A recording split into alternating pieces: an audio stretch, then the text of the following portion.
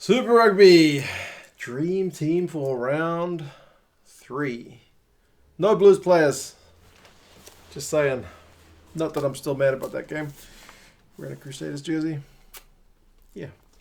Anyway, I've picked 15 players as I always do, and as always, it's more like fantasy style picking the dream team because I've got some players who double up in some positions, but they are in the broader category of lock, loose forward, fly half, midfielder, that kind of thing. Well, fly half, there's only the one. But anyway, I'll go through the 15 players, talk about a few of their good points, and there'll be a few honorable mentions at the end, and you guys can let me know your thoughts in the comments. First up, we go with the Reds player, JP Smith. That red scrum was still looking pretty good. They may have had a bit of a capitulation in the second half. One particular penalty, which they got criticised for, a lot of fans would have said probably should have been a Reds penalty at scrum time. But anyway, JP Smith was doing what he does at scrum time, man. He is a hard scrummaging prop, and that hasn't changed since last year.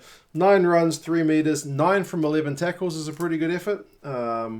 Even had a line-out win, which for a prop is disgraceful. What's he doing getting line-out wins? But it does happen every now and again. A good effort from the big man. Next, one of the Stormers guys, I've gone with Stephen Kitsoff. Solid effort from him at scrum time. Remember, I watched that game at the same time as the Hawaii's one delayed, so I probably didn't see every scrum like I should have, but from memory it was pretty solid. He also had 5 runs, 5 meters, 8 from 9 tackles, even a pass for a prop, but the main thing is the scrum was doing the business. So yeah, I've picked him. And hooker, I have gone with Julia Montoya from the Hawaii's. It was always going to be between him and Fainga because they both got hat tricks. 2 hat tricks this week in Super Rugby. Both of them at the back of the maul. Montoya, 3 tries, 6 runs, 9 meters, a pass, 9 from 12 tackles, and the line out operated at 90%, 90%. So excellent stuff from him. He wasn't even supposed to start. It was supposed to be Krevy, but Krevy pulled out late, so good effort from him too. Another guy from the Hawaii's, I've gone with Guido Petti. He is still world class, man. He still does it. His line-out stats were phenomenal. Around the park, 8 runs, 2 meters is not that solid, but he's part of those mauls that's leading to all Montoya's tries. 1 offload, 2 meters, 8 runs. Yeah, 12 from 12 tackles is an excellent shift. 2 line-out steals and 10 line-out wins. So remember that 90% line-out. Remember all those maul tries. They're all connected. So very big shift. And the other guy, I think these are my same locks from last week, Scott Barrett. Scott Barrett against the Blues. 7 runs, 9 meters is not that solid. 10 from 11 tackles is excellent. A line-out win, a line-out steal, and also 9 passes. 9 passes. He may be confused as to which Barrett he's supposed to be, but I guess that's kind of part of the thing with him is he is a big type 5 forward who, he's got those hands because he's part of that family, and it seems like they're all pretty good ball handlers. So one of these days we'll get him in the number 10 jersey, but it wasn't this week. Loose forwards, I've picked a couple of number 8s, but I've gone with Johanna Augustus from the Stormers. That guy's been talked about for a wee while about having a bag load of potential, and he showed a fair bit of that in this one. Not only did he have a try and a try assist, but from 5 runs, he amassed 32 run meters, a clean break, 3 defenders beaten, and an offload. So ball in hand, proper physical loose forward. Made 12 tackles, did miss a few. I think 4. Penalties conceded. Interestingly, ESPN has him at 3. I don't remember him getting 3.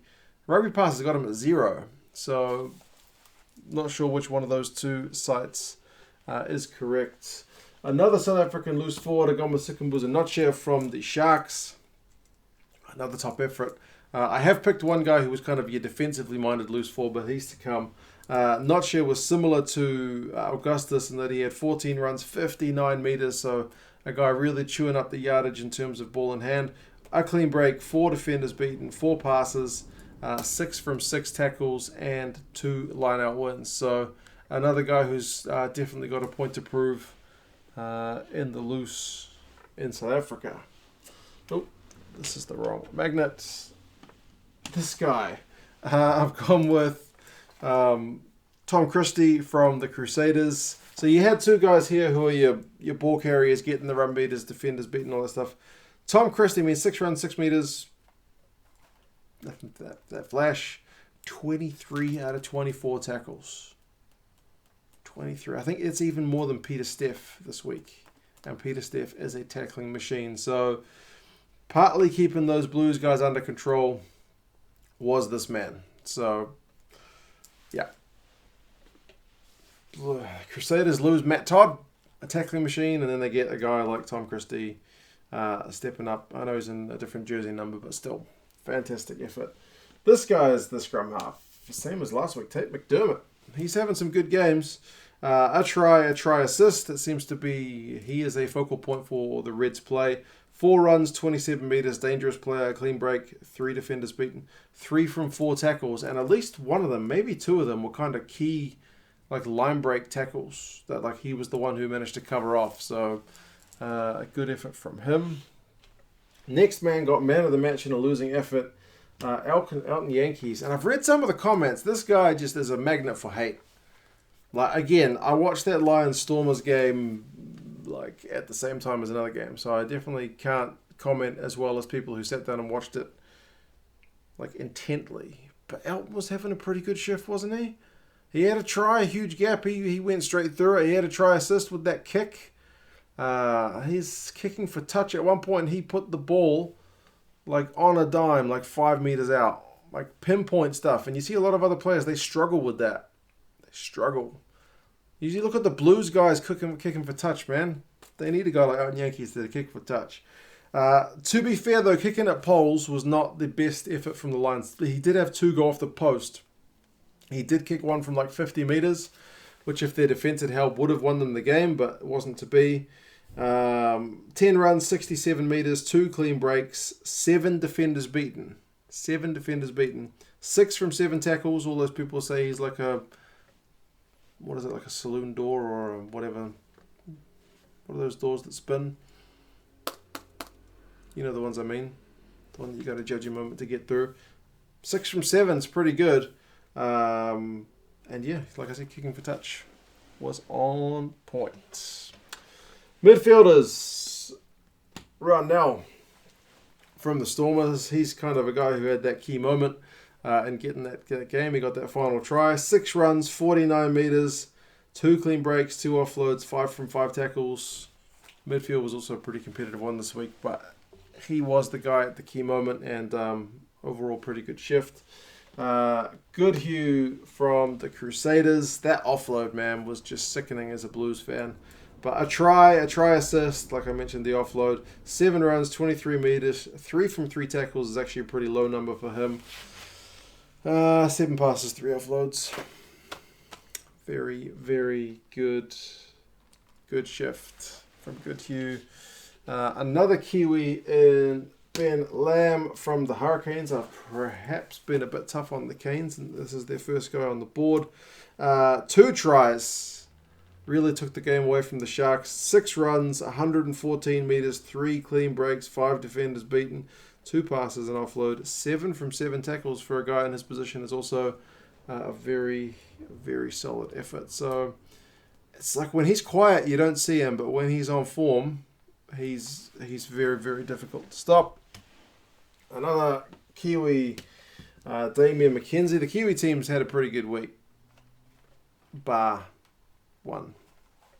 Anyway, Damien Mackenzie, a try assist. He's involved in everything. 3 conversions, 9 runs, 40 meters, 2 clean breaks, 7 defenders beaten. His tackling stats weren't the best, but he just always looks so dangerous. He definitely adds something else to that Chiefs attack, which you felt last year they were maybe lacking a little bit after he got injured. Like I said, 12 passes. He is just the playmaking guy, and you got to think at fullback with all that space, that seems to be his best position. But hey, we'll leave that to the All Blacks and Chiefs selectors.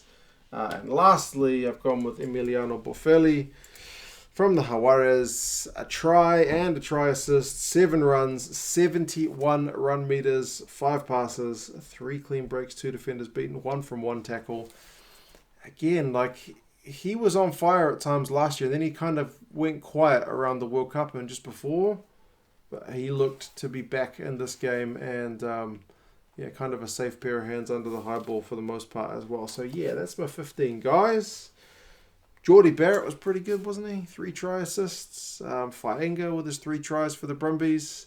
I don't think I picked any guys from that Brumbies and Highlanders game. That game was ugly. I've tried to block it from my mind as much as possible, but yeah, he did get 3 tries. Lynchus, I think, had quite a few tackles. Lukanyo was also in fantastic form for the Sharks. That guy is class. It's kind of pleasing that I've liked watching him for a long time, and now you hear even New Zealand commentators saying, "Oh, that guy's world class." So yeah, it's good. Not that I'm saying I spotted him before anyone else. Hell no, I'm not saying that, but it's just nice to see a guy who deserves some respect getting some proper respect. Cullen Grace for the Crusaders was also demolishing the Blues. Lachlan Boshier was another fantastic shift from him. Sergio Peterson. The list goes on and on and on. I will stop there. But yes, that's my team for round 3. See if we can get any Blues in there round 4. Rico Ioane's fit. He's gone on the plane for the South African tour, so we will see. You guys let me know your thoughts, and I will talk to you soon. See you guys.